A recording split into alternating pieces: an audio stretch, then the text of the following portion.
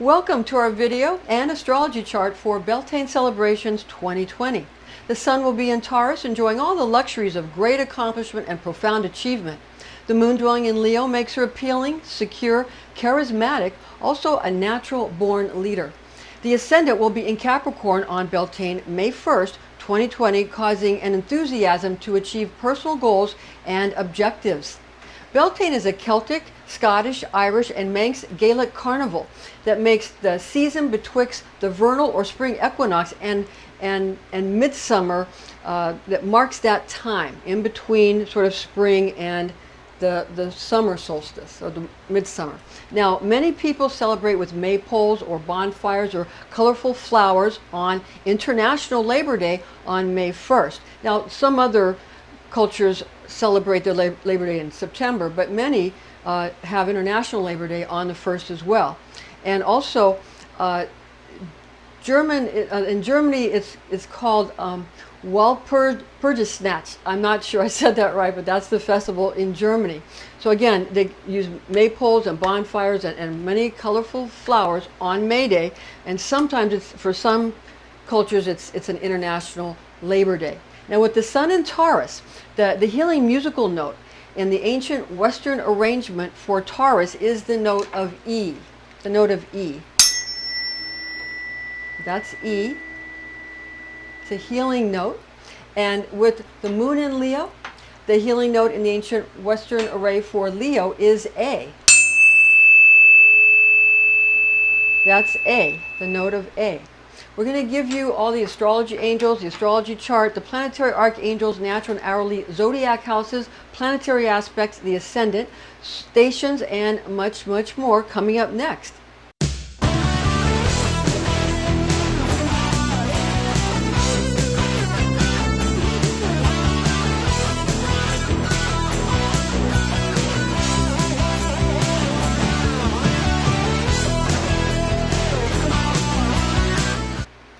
I'm Pastor Rosemary, the Astrology Angel. I'm a Rosicrucian Seer, biblical astrologer, Christian psychic, and Gnostic Mystic. And this is a Readings by Rosemary angelic transmission.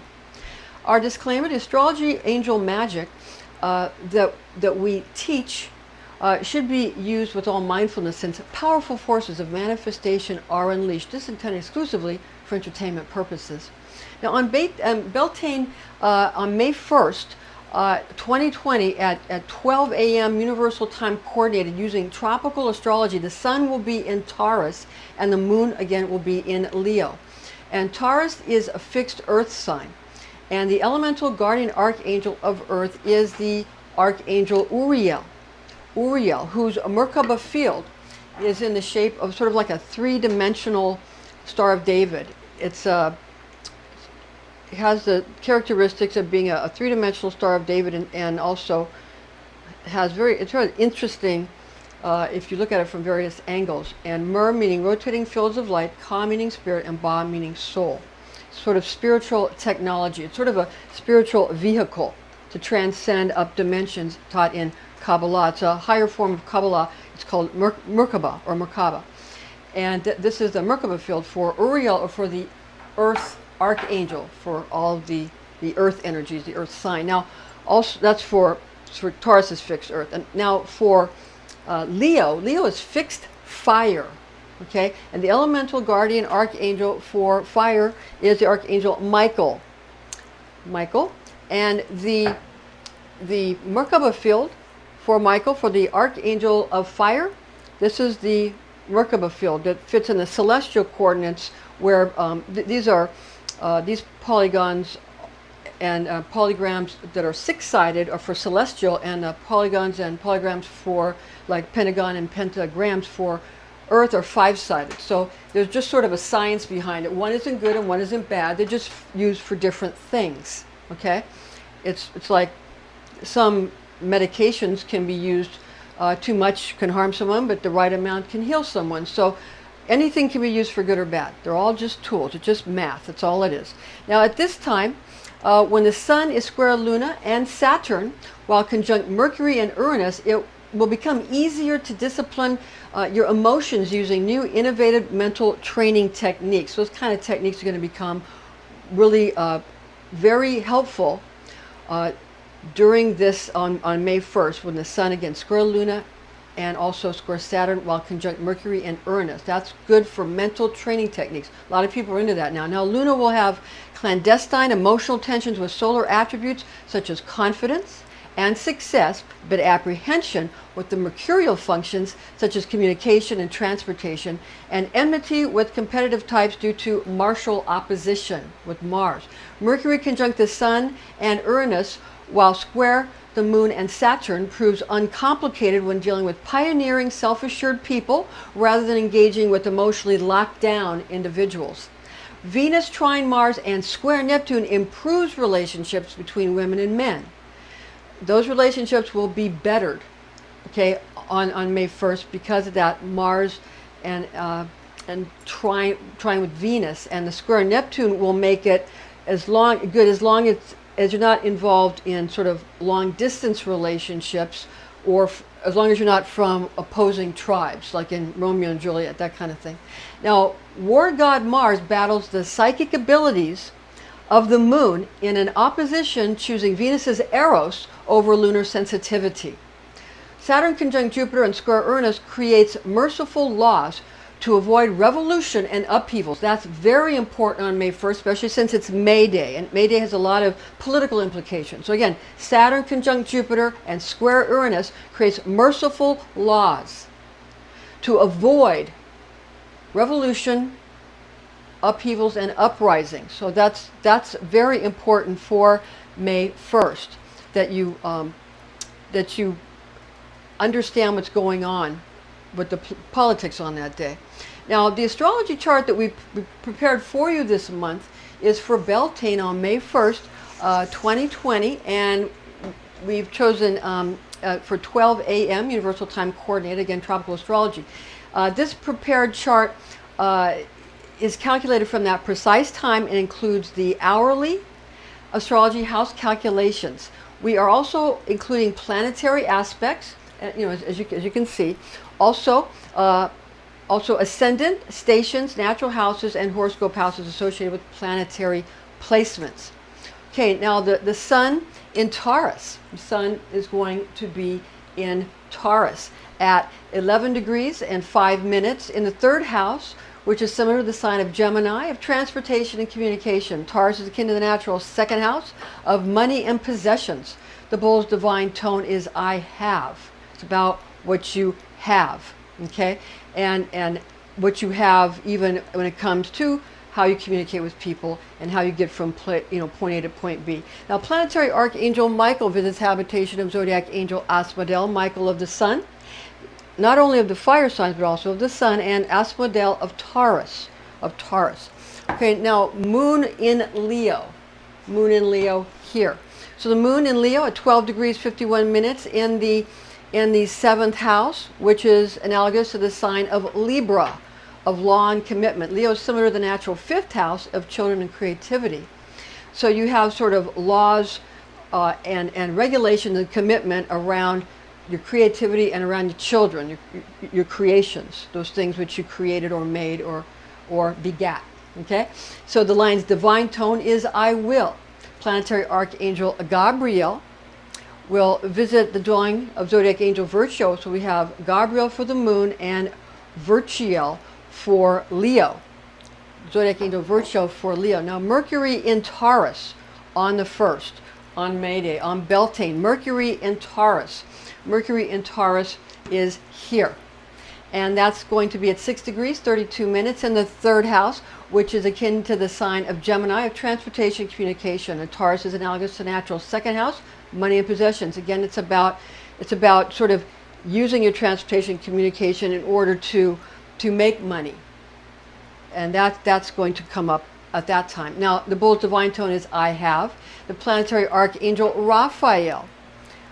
Mercury visits the abode of zodiac angel Asmodel of Taurus. So that's how those angels will interact. It's all about the interaction of these angelic forces.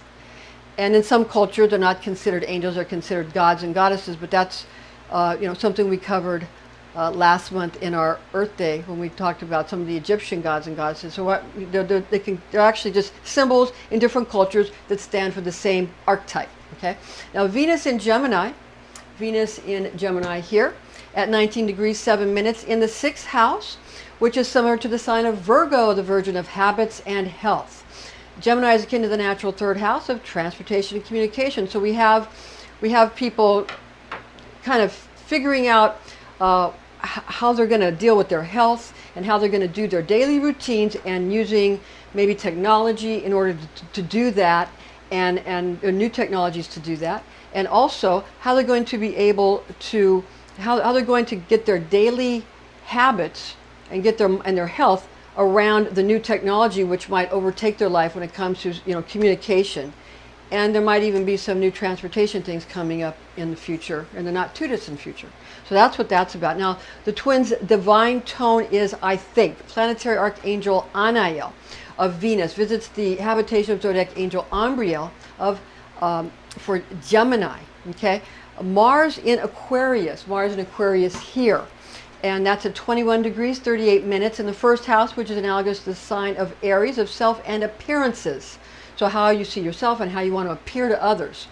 Now Aquarius is similar to the natural 11th house of friends and reputation. So it's all about, what do my friends think of me? How do I look in front of my friends? What do I think of my friends? How do my friends think? What do my friends think that I think about them? That kind of thing on the 1st with its Mars in Aquarius. That's what that creates in the 1st house. Now the water bearer's divine tone is I know. And the planetary seraphim Samael visits the dwelling of zodiac angel Cambriel, that's Samael of Mars and Cambriel of Aquarius.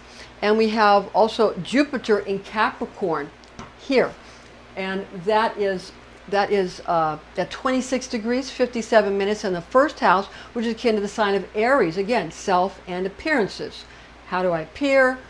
How do other people see me? How do I appear to myself? What it's about, how do I come off, that kind of a thing. That's what people are thinking. Now Capricorn, because that's the sign, Jupiter in Capricorn, the Aries, because that's the 1st house, okay, is analogous. So Capricorn is analogous to the natural 10th house of social standing and fame and popularity. That's what Capricorn is, the natural sign is, and that, but it's naturally. Now, the goat's divine tone is I use, or I utilize. What good is it if you don't know how to utilize it or use it? What good is it? What good is a pen if you don't write with it? The planetary archangel Sachiel of Jupiter visits abode of zodiac angel Hanael of Capricorn. Now what that's going to cause is, how is my reputation? How is my social standing? So it's about how your social standing appears with all the new technology, or in your community if you're not into technology. How does your popularity appear to other people, and how does it appear to yourself? That's what that is about, with Jupiter in Capricorn in the 1st house on May 1st for Beltane, or May Day.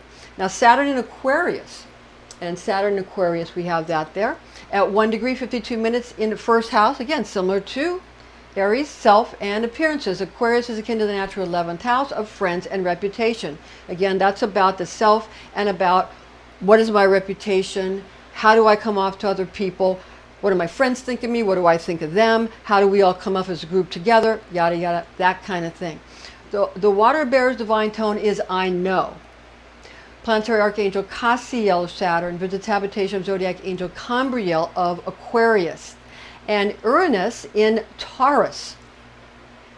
Uranus in Taurus is here at 6 degrees 51 minutes in the 3rd house, which is analogous to the sign of Gemini, transportation and communication. Taurus is similar to the natural 2nd house, money and possessions. So you have, again, you have a lot going on about money, and maybe the technology is like things where people are drivers, or they drive people, like taxi cab drivers or Uber drivers, those kinds of things, and making money with transportation, making money with communication, messaging, making money that way. That's, again, a big thing when we come to being this Beltane festival on May 1st. Okay, and so the bull's divine tone, because it's your Uranus and Taurus, is I have, what I have.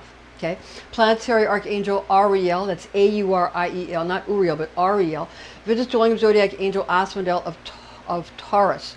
Now Neptune in Pisces here at 20 degrees, 31 minutes in the second house, which is akin to the natural sign of Taurus, of money and possessions. Now, Pisces is analogous to the natural 12th house of spirituality. So we have Neptune and Pisces in the second house, which is similar to Taurus, but we have Neptune and Pisces, which is the natural 12th house, that's spirituality. So you have people being able to make money doing their spiritual vocation. Okay, the spiritual vocation or a vocation makes them money. Again, Beltane. You can even see where in this way also you can also see that the more people will be wanting the services of spiritual people because of this aspect, okay, on Beltane. Now the fish's divine tone is I believe. Pisces the fish, make you fishers of men. Do you believe in this and that, yada yada. See, every sign, every age has its own main, divine tone, which for Pisces, age of Pisces I have, age of Aquarius is I know. Rather than believing, you then know. Because you have Kabbalah given to you, which I believe they let out in 1995, which several Kabbalah teachers had stated, and that is something that had been teaching people how to know instead of just believe. And it's very helpful for those that have trouble with faith, because people that are scientifically minded, the knowing, Kabbalah helps you to know, and you don't have to believe because you know. And it becomes much easier. You don't have to have faith because you know, because you then know. Because what did Jesus say? He said, depart from me, wicked and faithful servant, I've never known you. But if you know, if you learn Kabbalah, then you know, and you're not a wicked and you're not an unfaithful servant. So that's important.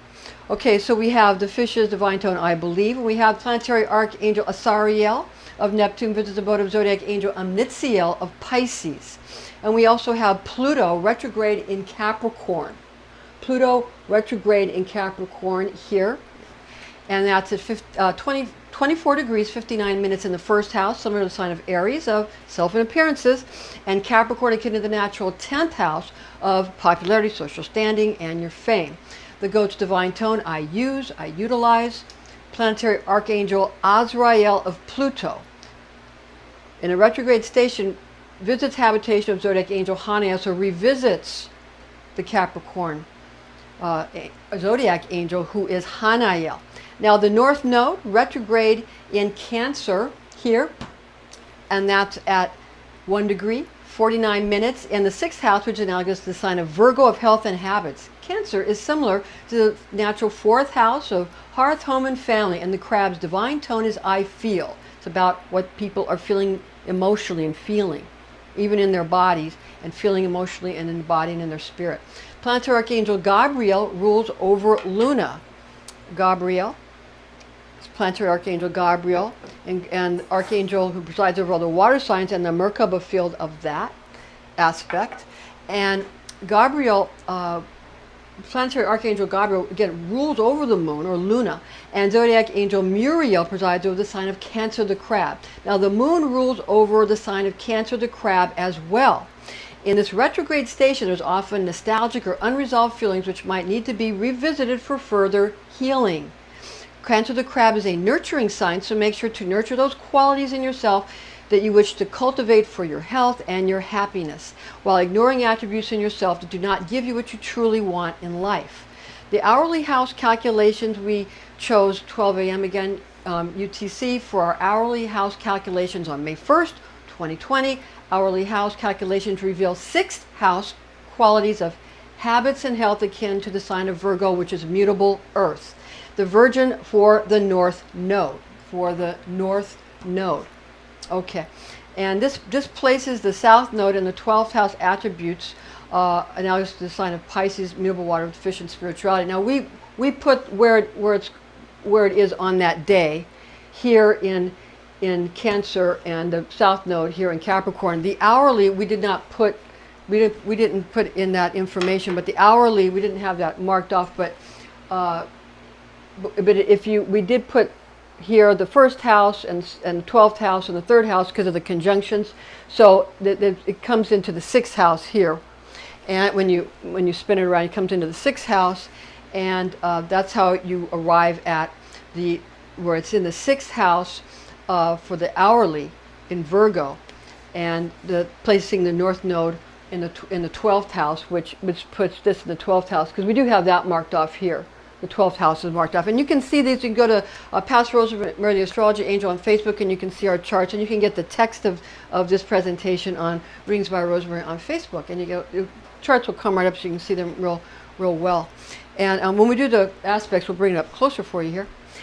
Now, the monthly zodiac natural horoscope calculations, when referring again to the month placement, not just the hourly house calculations, for the North and South Node being that of the North Node in Cancer and the South Node in Capricorn and Cancer for the North Node, or the true node. In Cancer, and this, it becomes more important for individuals to attempt to put more emphasis on the practical usage of their own feelings, because Cancer is I feel, or the feelings of others also. How does the other person feel, for purposes of socioeconomic climbing up the ladder of success towards your fame and notoriety. So it's how people feel. Are they anxious? Are they happy about it? Are they scared?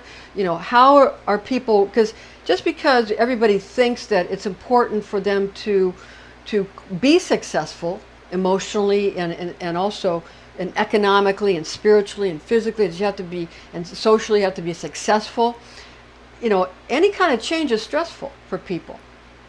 And so people say the change is good as long as it's good change, but that's not true. Many psychologists have proven that any change, good or bad, is stressful.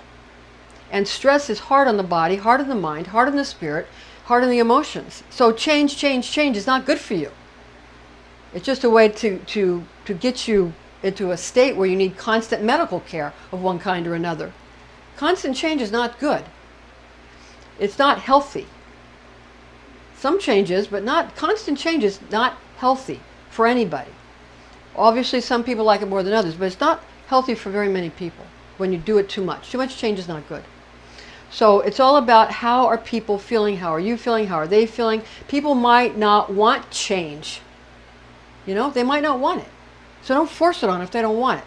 Don't tell people they have to do things that they don't want to do. They're different. Everybody's different, So now, sign of Cancer, the crab, is analogous again to the 4th house, which is hearth, home, and your family. All the things about family and nurturing. While Capricorn is about social standing and fame, because it's similar to the natural 10th house. That's popularity and your social status. Now, the South Node placement is sign of Capricorn, the goat, whose divine tone is I use.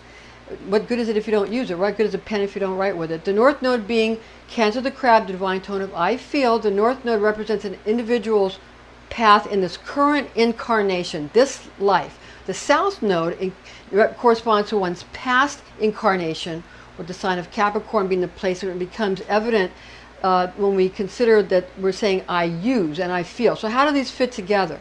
The astrological formula for a Capricorn, the goat, South Node, past life with the divine tone of I use, and Cancer, the crab, North Node, present incarnation in this lifetime with the divine tone of I feel, is that a person who knows how to utilize people and creatures, both flora and fauna, for either personal or organizational gain, begin to understand and emphasize with others when considering relationships between what is considered self and not self. Sometimes it's a monad, like when you have a dot with a circle around it with symbol for the sun in astrology. It represents a monad. The dot is the self, and the circle around is the not self. It's all really the same thing.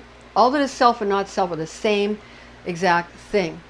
And that's this comprehension explains what a monad is, and it's in the teachings of Kabbalah.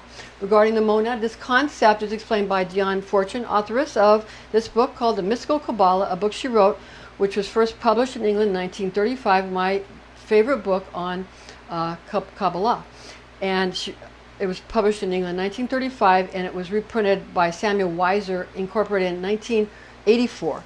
So this is, again, the book I would recommend, the best one especially for Christian Kabbalah. Yeah, that kind of style. Now, the ascendant, the first house, is in Capricorn. Okay, at 5 degrees 54 minutes. The 12th house stretches from 18 degrees Sagittarius to 5 degrees Capricorn. And the first house encompasses from 5 degrees Capricorn to 25 degrees Aquarius. And the conjunctions occur in astrology when two planets are very close together at an orb of 8 degrees or less, placing them in the same zodiac sign or in the same astrology house or both. Zodiac signs are always comprised of 30 degrees. 30 degrees are all the same. While astrology houses are not always 30 degrees, rather they vary with some being more and some being less. Okay, we're going to bring this up closer for you now as we get into the planetary aspects for you. And we have the Guardian Archangel for the Earth signs for Taurus for the Beltane celebration, Uriel we have here, and Michael we have here. We have Saint Uriel and Saint Michael, the archangels. Michael for Leo, for the guardian angel for Leo. Uriel, the guardian angel for the elemental, not the zodiac angel, but Uriel for all the Earth signs. So because Taurus, Sun in Taurus, and Michael, because Moon in Leo, you have Michael for all the fire signs, of which Leo is fire. And so also we have your first, the ascendant is here in Capricorn, okay? So you have your first house here in Capricorn here into Aquarius, and you have your second house here going all the way into Aries, which when you have your third house starting here, then we said like again, by the time you get to Cancer, you're in the sixth house. Because that's the first house, the ascendant in Capricorn. Okay? All right, now for the planetary aspects, the Sun square the Moon. We have the Sun here in Taurus. On the red line square the Moon in Leo the Lion. The Sun in the third house in Taurus here is also conjunct Mercury, also in the third house in Taurus. We have the Sun is square the planet Saturn on the red line. And we have the Sun in Taurus. It's going to be conjunct Uranus, both in the third house, both in Taurus. Okay? And we have, for the Moon, we have the Moon square the Sun. Again, the Moon square the Sun here on the red line. And the Moon in Leo square the Sun in Taurus, and we have the Moon in Leo is square Mercury in Taurus, and we have the Moon in Leo opposing on the dark red line Mars in Aquarius, and the Moon is in Leo is also square Uranus on the red line in Taurus. And Mercury is on Beltane on May 1st, 2020. Mercury is here again in the third house in the sign of Taurus, and it is conjunct the Sun, which is also in the third house. Excuse me, it's also in the third house in Taurus. Okay, so we have Mercury and the Sun conjunct, both in the third house, both in Taurus. And Mercury, we have Mercury square again the Moon. Mercury in Taurus square the Moon in Leo on the red line, and we have Mercury square also in Taurus square Saturn on the red line in Aquarius. And we have Mercury in the third house in Taurus. It's also conjunct Uranus in the third house in Taurus. Venus is trine Mars. Venus in Gemini on the blue line is trine Mars in Aquarius, and Venus in Gemini is square on the red line Neptune in Pisces. We also have Mars opposing the Moon. We have Mars in Aquarius in an opposition on the dark red line opposing the Moon in Leo. Okay, opposing the Moon in Leo. So we also have Mars again trine Venus on the blue line. So Mars in Aquarius, trine Venus in Gemini. Venus in Gemini. Now Jupiter is conjunct Saturn in the first house in Capricorn. Okay? And both in the first house, both in Capricorn, but, excuse me, not both in Capricorn. Let me say that again.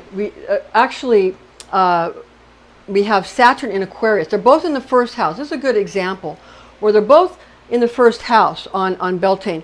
We've got Jupiter in Capricorn, and we've got Saturn in Aquarius, but they're both in the first house. So that's a good example of how the houses are different. Yeah, but it could be in the same house, or it could be in the same sign that gives you a conjunction. And you have Jupiter also in the first house in Capricorn is conjunct Pluto in the first house in Capricorn. In that case, with Pluto, they're both in Capricorn and they're both in the first house. And Saturn square the Sun. So we have Saturn on the red line in Aquarius, square the Sun in Taurus, and we have Saturn square Mercury. So we have Saturn in Aquarius on the red line square Mercury in Taurus. And also Saturn in Aquarius is conjunct Jupiter in Capricorn, but they're both in the first house. And the Saturn square Uranus. We have Saturn in Aquarius square Uranus in Taurus.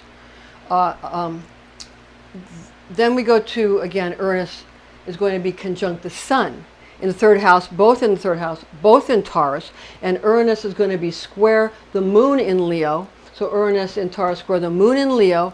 And Uranus in Taurus conjunct Mercury in Taurus, both in the third house. And also we have Uranus square Saturn. So Uranus in Taurus on the red line square Saturn in Aquarius. Saturn in Aquarius. Then we have Neptune square Venus. Neptune in Pisces, square on the red line Venus in Gemini. And finally we have Pluto, which is in Capricorn.